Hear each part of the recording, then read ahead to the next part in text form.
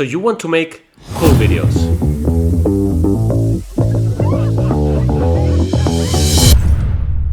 Let me show you my process.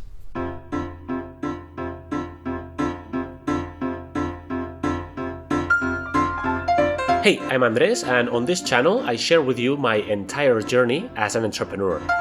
In the last episode I designed my upcoming website, and today I'm making 3 videos for 3 of its main pages: Home, Services, and About Me.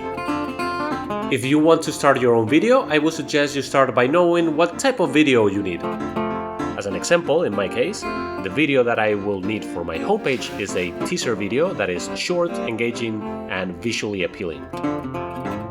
The services page, on the other hand, will feature a dynamic montage showcasing my best work and services.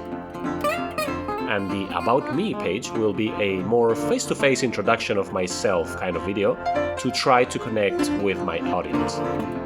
3 different videos, each with its own style.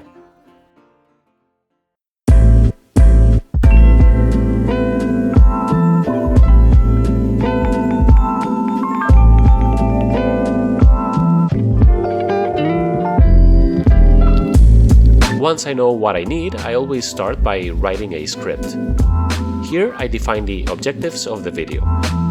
What do I want my viewers to take away, or what value will they be getting from it?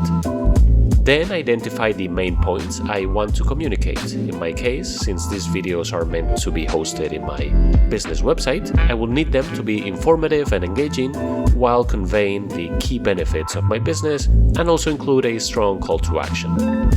An example of a call to action in my homepage video might be to encourage visitors to explore the site, or in the services page, the video might prompt them to contact me for a quote. After writing the script, my next step is finding the right music to set the mood. Do I want my video to be relaxing, epic, or fast-paced? After that, I choose a suitable location. Here I try to find cool places by paying attention to things like composition, natural light, and background noise. Here I also check my equipment to ensure everything is charged and ready to go. Currently I use a Sony CV10 paired with a Deity D4 mini mic and an Amaran 200 cop light behind some diffusion. When it's time to press record, I always try to follow a linear timeline shooting in the order of the script. And if I have to talk to the camera, then I practice the script multiple times before recording, and when I'm in the process like right now, I try not to act too much. I make sure I make eye contact and just be myself. Audio is just as important. When narrating, I use a microphone with a pop filter to reduce plosive sounds and record in a quiet location to minimize background noise. To enhance my audio, I also record ambient sounds at the shooting locations to use in the final edit. And finally, the editing phase is where we really bring our video to life. Here there is a lot of work that needs to be done, but the tips I would suggest my younger self when editing my first videos would be to use lots of B-roll, use tons of sound effects and music, master transitions from simple cuts to complex ones, use color grading to keep a consistent look throughout, add text and graphics, and once you have your video almost ready, get your scissors and start removing all the fluff. Here, getting a second opinion can also be very helpful.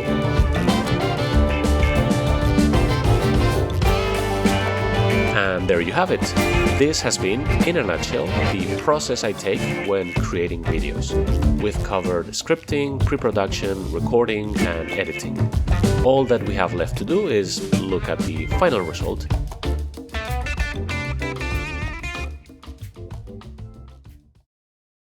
We all love stories. Reading them, watching them, and sharing them. Good stories are powerful. They can teach, inspire, and connect us with others. They are remembered not just for what they tell, but for how they make us feel.